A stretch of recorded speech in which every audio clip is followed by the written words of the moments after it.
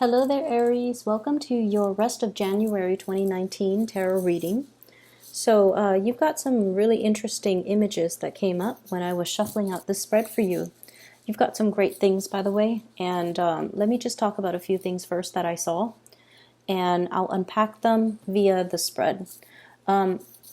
I also have an announcement to make. Let me start with that first. I don't usually make announcements, especially because I know that people are here for the reading. But I am no longer giving out private readings. If you are interested in a private reading, I do have a colleague who is a psychic that I trust wholeheartedly. She is an amazing reader, and her information to her scheduling website is in the description box down below. So if you're interested in a reading, if you're looking for some type of spiritual guidance, please reach out to her. And her scheduling website is very user-friendly, it's easy to use, and it's very it's a speedy process. Okay, so if that's something that you want to do, please do reach out. So the information is in the description box below. You can click on the link and it'll take you to her scheduling website where you can enter your information, and it's checkout is via PayPal. It's very easy to use. Okay, so I encourage you to get a reading with her. She's very phenomenal. So when I was shuffling out the spread for you, what I saw was I see this tunnel. It's underground, and it's a long tunnel, but there is this really beautiful pinkish white light at the end of the tunnel. And I see this puppy. He's a black he's a black puppy with some white spots on him. He's wagging his tail and he's happily walking through this tunnel because he sees the light on the other side. Now, animals have amazing instincts, and I know this is a puppy and he's, finding his way.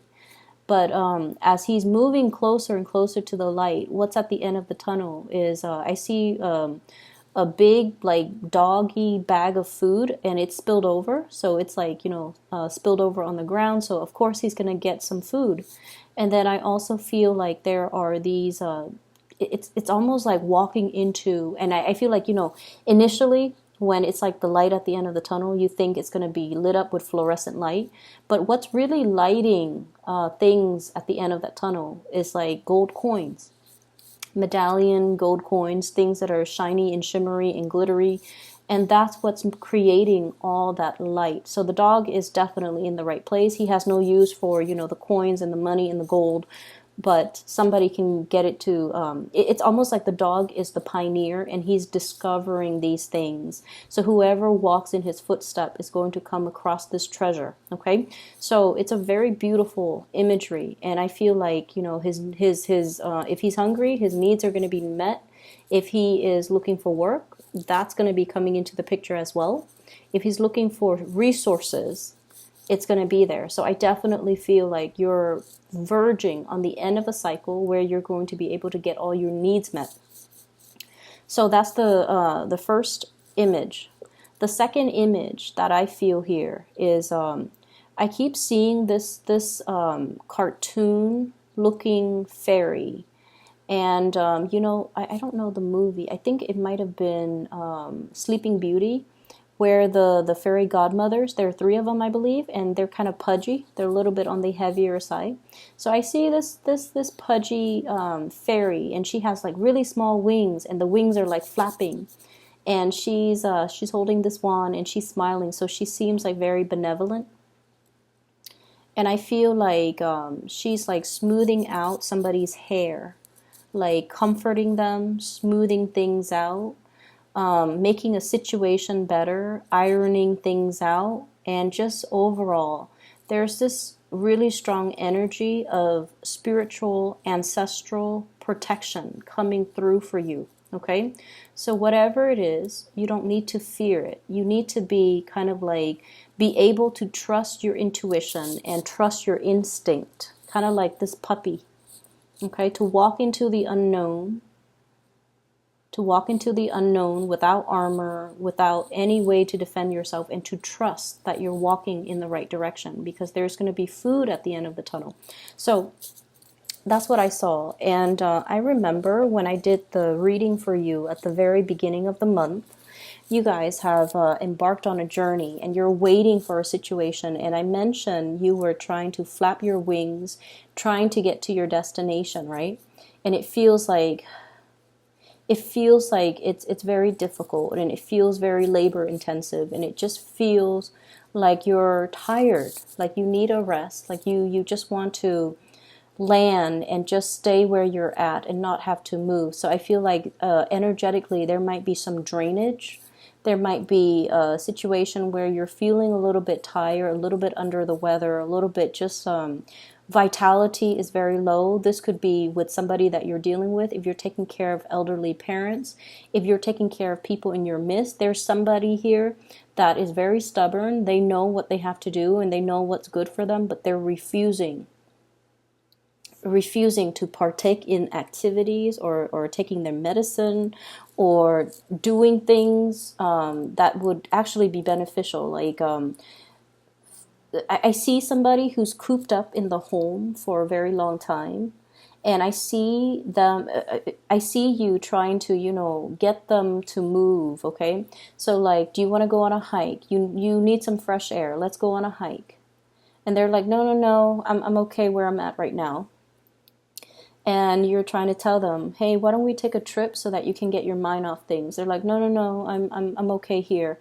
And so I feel like you're having difficulty trying to get somebody out of the house. And I feel like for some of you elderly parents, for others, it's somebody that is lacking in vitality and they don't want to do these physical activities. And it could be they're physically lacking in vitality, or emotionally they're feeling a little bit cooped up and they don't really want to they don't want to do what they know deep down is good for them. Okay, so they're trying to avoid doing the self work. Okay, what I'm also seeing as well, we have here the Ace of Wands, and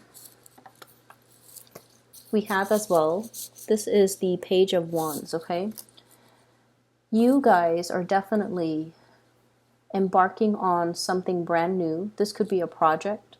This could be a new job. This could be some type of a creative venture that you're very excited about and you're going to be undertaking wholeheartedly. There's a lot of hopefulness and optimism associated with this. This is an opportunity for you to kind of prove yourself. No longer a child, protected and coddled. We're now becoming a little bit more, we're growing up and we have skills that we want to display to the rest of the world. Okay, so I feel like you're embarking on a brand new journey, and I feel like it's forcing you to step outside of your comfort zone a little bit.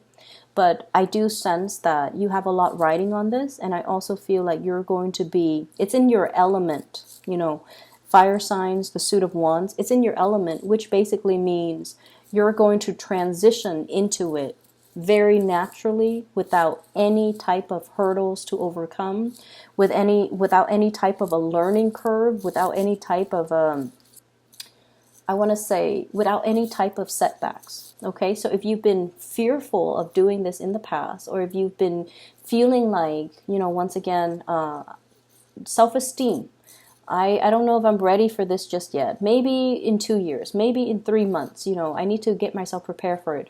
If for whatever reason you've been holding back, and now you feel like, I'm going to do this and I feel like it's the right time and I'm going to embark on it wholeheartedly and I'm going to show my skills. So I definitely feel the learning curve is not going to be a problem for you. There isn't a learning curve. It seems to me like it's more like a straight path, okay? And we also have as well the straight shooter. This is communication, contact, a lot of exchanges over wide distances. So I definitely feel a lot of communication, a lot of interaction back and forth via electronic communication, emails, text messages. What I'm seeing as well, I see many of you are keeping in contact with a lot of people, okay, going back and forth. And I do see as well, I don't know why there's this mirroring energy here, but I feel like there's a lot of going back and forth, a lot of communication, a lot of long distance communication. And so make sure, and I do see geographical distance as well, but it's going to hit the mark. Okay, so this is a card that traditionally facilitates travel and movement and communication in general. The way that it's coming out, they're saying that you're going to hit the mark, so the distance is not really going to matter. Things are going to be arriving very, very smoothly and transition very smoothly for you. So you don't have to worry. And there's still, okay, the mirroring energy makes sense now. There's some type of a spiritual protection. I mentioned before the ancestral protection. And it's almost like whatever hits this mirror is going to bounce back. Okay, so if it's malintention, it's going to be sent back or boomerang back to the sender. So if you've been dealing with any situation where you feel like you have to shield yourself, or if you have to kind of keep your opponents at bay or try to keep the negativity, away from you, I feel that there is going to be some reprieve from that, and especially there's going to be some type of divine protection where it's going to bounce back that energy and it's not going to energetically affect you. So there's a lot of protection coming through from this spread. I feel like in a mundane sense, for example, if you have a deadline and for whatever for whatever reason, if you fail to miss the deadline, for example, I feel like, the divine protection can come in a way where the deadline is pushed back because so-and-so that was supposed to be there to review the final product happens to be sick, so you have like that extra day to get things done. So it's like buying time. Somebody is stepping in, and it's divine protection that is going to allow you to extend a deadline to a later date that's more to your liking. Okay, and I also sense as well if there has been like some type of mistakes that you have made in the work environment, something minor, like a typo. Like if you're publishing like a manual and there's a typo and it's going to be, or on a PowerPoint presentation and you're going to be in front of the entire work crew giving this PowerPoint presentation and there's like a glaring typo. I feel like there might be some technology malfunction, no one sees it, and then, there's an element about saving face. Okay, so I feel like you have some people behind the scenes working to kind of buffer you against whatever negativity, against whatever errors, against whatever typos, and things like that. So you do have some really good things, and I feel for whatever reason, whenever I see the spiritual protection, I feel like they always come in because there is a reason for it. So needless to say, be very, very careful about, doing your work diligently and making sure that whatever you put forward is the best my apologies for that noise.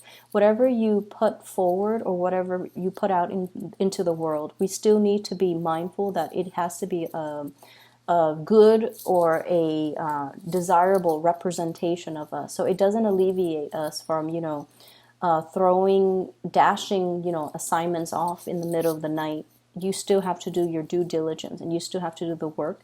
The spiritual protection that is behind you is to facilitate that process, but it doesn't alleviate you from doing your fair share of the work. But I definitely see you're being helped and you're being coddled and you're being in a situation where you are divinely protected. Okay? What I have here is the Four of Cups and the Seven of Cups, and both the 4 and the 7s are very, very spiritual numbers. They are indicative of healing. They're indicative of, as well, healing others. Okay, the healer and the teacher is what I'm sensing here. And I do sense there's a major difference here. This is about somebody who wants to maintain their distance. Okay, they're not going to get emotionally involved in other people's problems.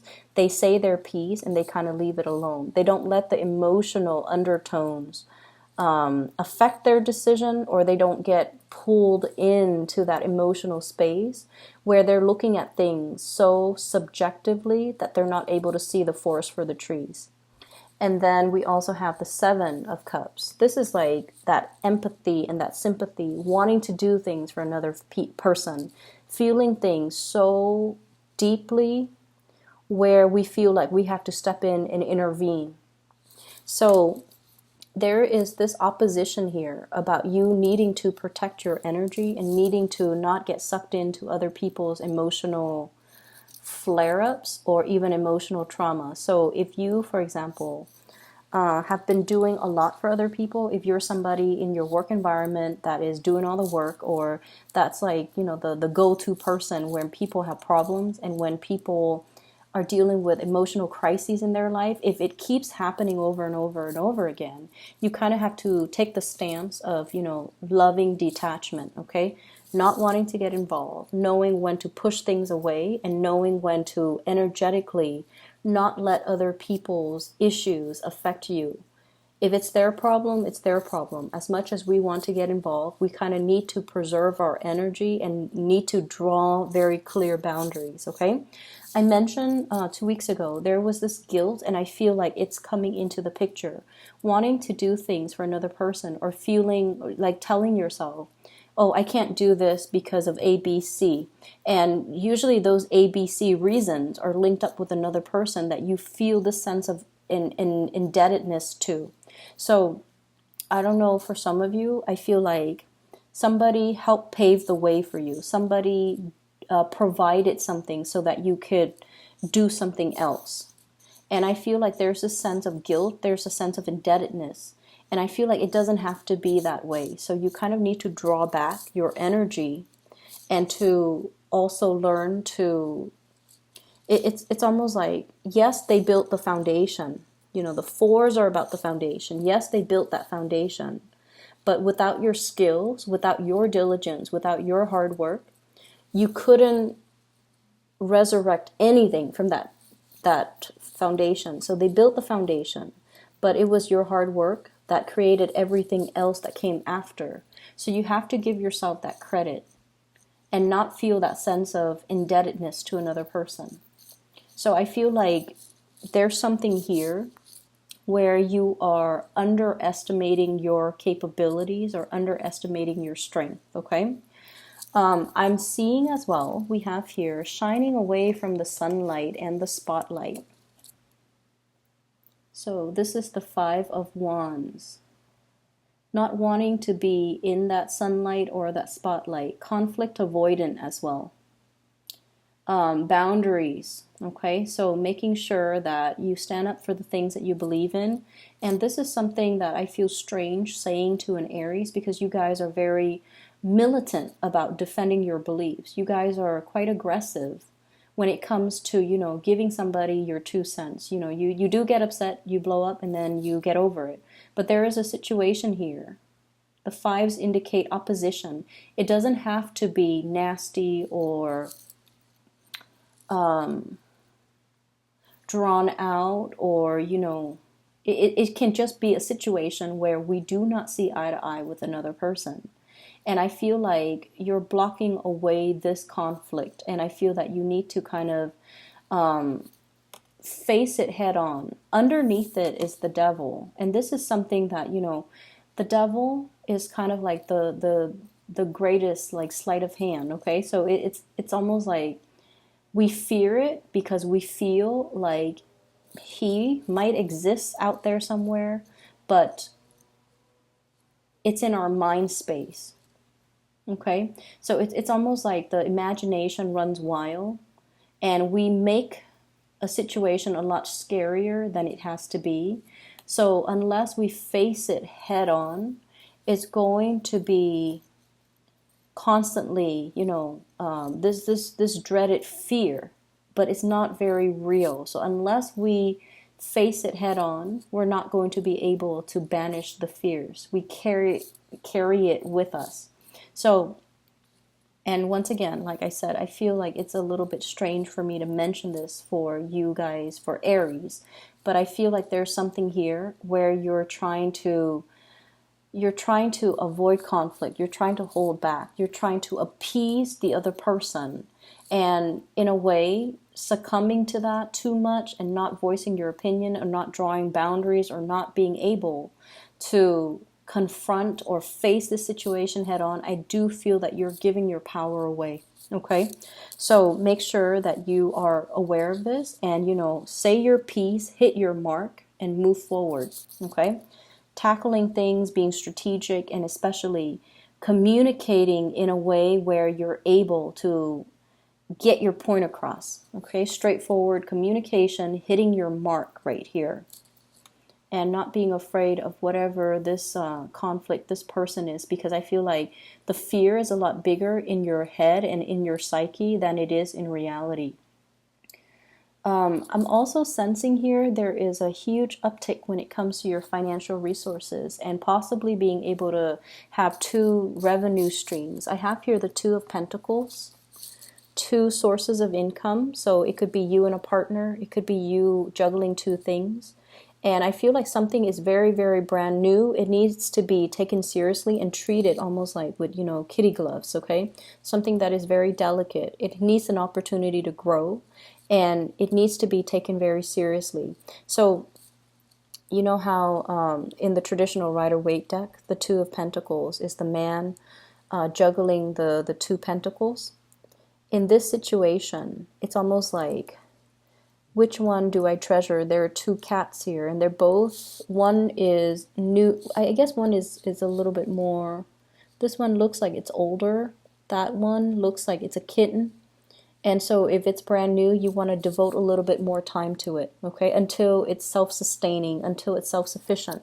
So this is pretty much telling you not so much to multitask, but to do something, whatever that's newer, whatever that you need to kind of like get off the ground in a very foundational way. Establish that foundation first before you devote more time to what the existing thing. Okay, so treat things that are new, that are emerging, with a little bit more care and a little bit more attention, because it's new, and so it requires a lot more work. Okay, so the initial work that you put in, it's going to pan out. Just be very diligent, be very patient with it, and especially give it that care and that attention until it's able to progress on its own. All right, finances is going to be picking up for you guys very quickly. What I have here is the Eight of Pentacles. This is basically that harvest. Okay, being able to kind of like have something tangible to as proof of your hard work. So the 7 is the harvest. The 8 is at that point of completion almost. Excuse me. And I feel like I almost feel like there's this big energy about, focusing, laser-like focus on one thing, birthing something, taking care of something that is brand new, nurturing it in order for it to grow for you. So I definitely see new projects that are in store for you. And I feel like it's going to pay dividends, but you have to kind of drop the other thing or put it in the back burner for now. Come back to it at a later date, okay? I hope the reading is helpful for you guys, and I do wish you all the best for this month. I'll be back in February, okay? Take care of yourself, Aries.